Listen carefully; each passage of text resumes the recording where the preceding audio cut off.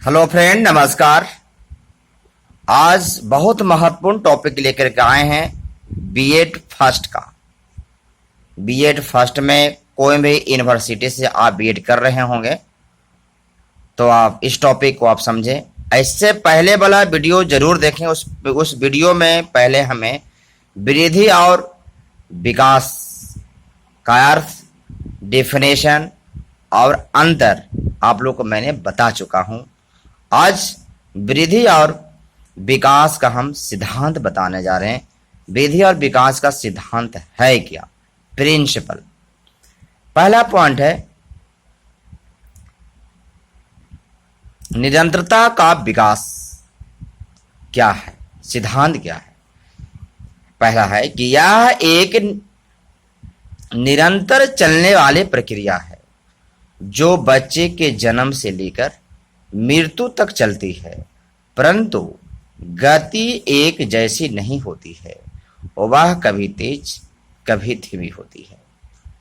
हमेशा बच्चे का जो विकास होता है, सिद्धांत बता रहा है वृद्धि और विकास का कि कोई भी बच्चा निरंतर चलने वाली प्रक्रिया जो है बच्चे का जन्म से लेकर के मृत्यु तक, वो परंतु एक जैसी नहीं चलता है, एक जैसा नहीं चलता, समान गति से नहीं चलता। कभी घटता है, कभी बढ़ता है, कभी घटता है, कभी बढ़ता है।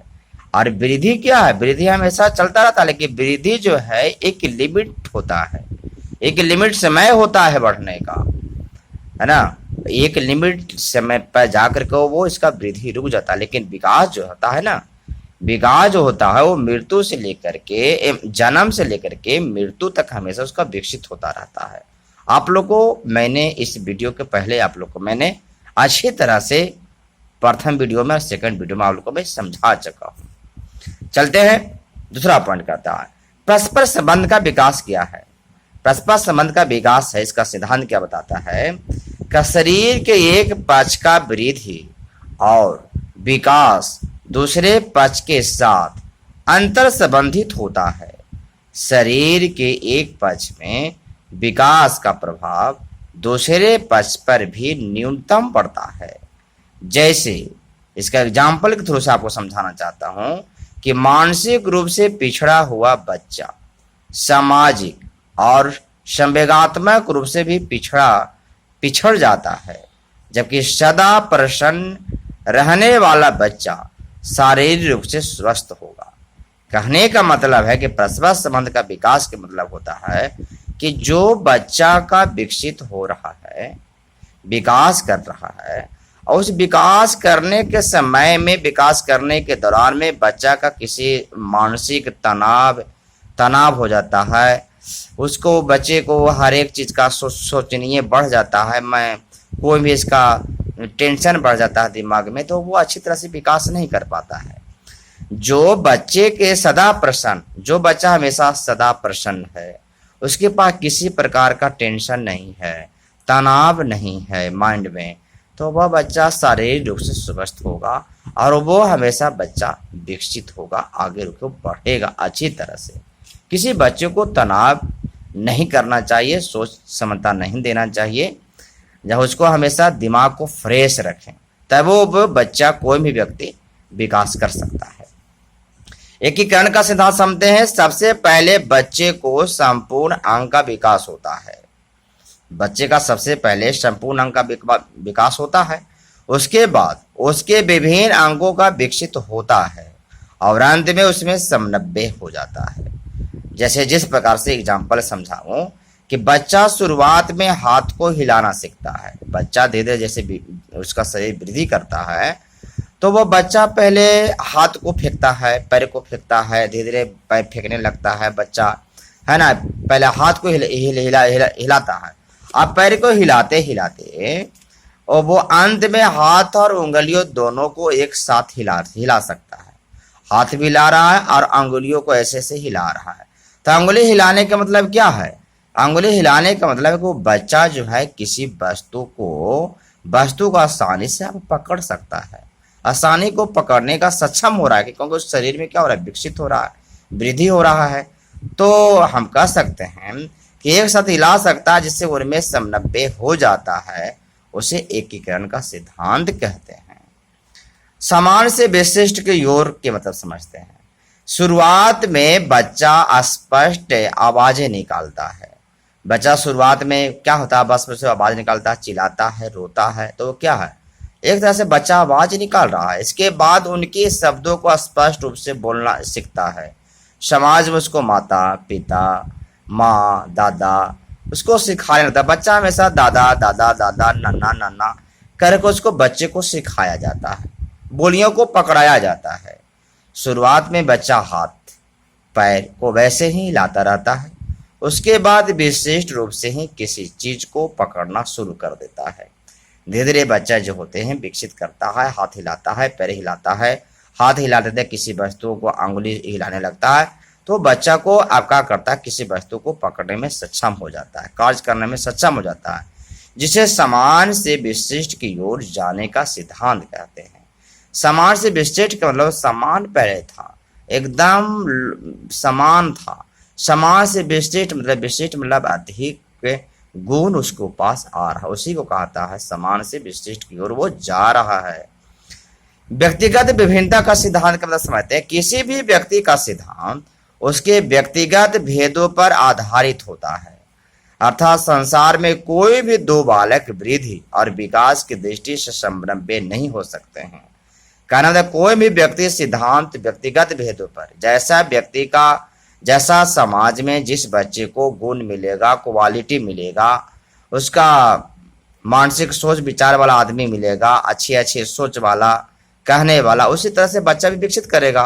और समाज में उसको हमेशा ग्रुप उस बच्चे का समाज में अच्छा बच्चे नहीं मिल पाएगा, है ना, तो उस बच्चा का अच्छी विकास नहीं हो पाएगा, अच्छा चीज वो नहीं सीख पाएगा, है ना। हमेशा बच्चा को अच्छा संगति बनना चाहिए, अच्छा ग्रुप बनना चाहिए, अच्छा समाज में रहना चाहिए, तभी वो व्यक्तिगत विभिन्न हो सकता है। कहने का मतलब है कि कोई भी संसार में, कोई भी दुनिया में बच्चा, अगर दो बालक है, दोनों बालक को वृद्धि और विकास की दृष्टि से समन्वय नहीं हो सकता।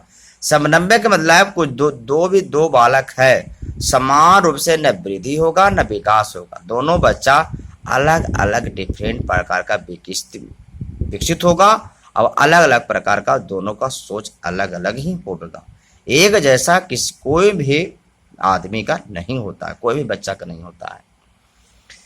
विकास के असमान गति का सिद्धांत का मतलब समझते हैं। इसका सिद्धांत क्या है कि वृद्धि और विकास कभी भी समान गति से नहीं चलता है। सही बात है, वृद्धि और विकास जो है कभी समान गति से नहीं चलता, बराबर नहीं चलता है ना। वृद्धि जो होता है तो वृद्धि जो है, एक तो वृद्धि निरंतर चलता है लेकिन उसका समय होता है, लिमिट होता है।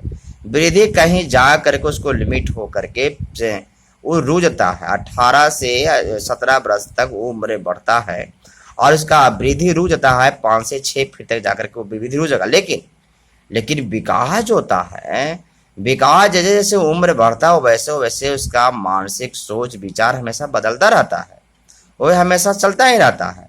कई बार बच्चे की वृद्धि ज्यादा हो जाता है, कोई बच्चे का वृद्धि ज्यादा होता है, कोई बच्चे की विकास कम हो जाता है। जिस प्रकार से देखा जाए, कोई बच्चा का शरीर वृद्धि कम हुआ है, शरीर का वृद्धि कम हुआ, लेकिन उसका मानसिक सोच विकास जो हुआ है बहुत ज्यादा।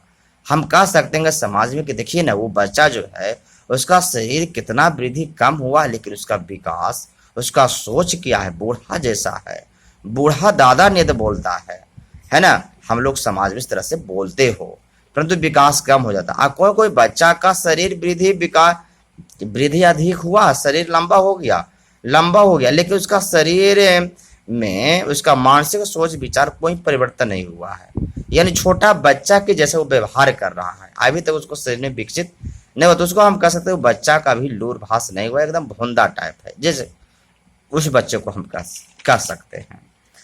तो कई बार यह देखा जाता है कि बच्चे वृद्धि ज्यादा होती है और विकास कम ज्यादा होता है। कहा जा सकता है कि वृद्धि और विकास समान गति से नहीं करता है। सही बात है। तो आज हम इतने और चलते हैं विकास की दिशा का सिद्धांत के बारे में समझते हैं कि दिशा ऊपर से नीचे होती है, अर्थात सिर से पैरों की ओर विकसित होता है। एक तो होता है सिर से परतक की ओर हो रहा है विकास। एक होता है बच्चा का विकास निकट से दूर की विकास होता है, निकट से दूर की विकास होता है, यानी निकट से वो दूर जाने की ओर कोशिश करता है बच्चा। केंद्र से परिधि की ओर होता है, शरीर के ऊपर वाले अंगों का विकास पहले होता है और नीचे वाले अंगों का विकास बाद में होता है। तो आप लोग को वीडियो अच्छा लगा होगा भाई बंधो, तो आप लोग लाइक और कमेंट जरूर कर दीजिएगा। आप लोग को ऐसा ही बीएड से संबंधित फर्स्ट ईयर का हम लाता रहूँगा, और कोई भी यूनिवर्सिटी से आप बीएड कर रहे होंगे तो सभी का सेम टॉपिक पढ़ना होता हो। आप लोग लाइक कमेंट सब्सक्राइब जरूर कर दीजिएगा। Thank watching video. ओके।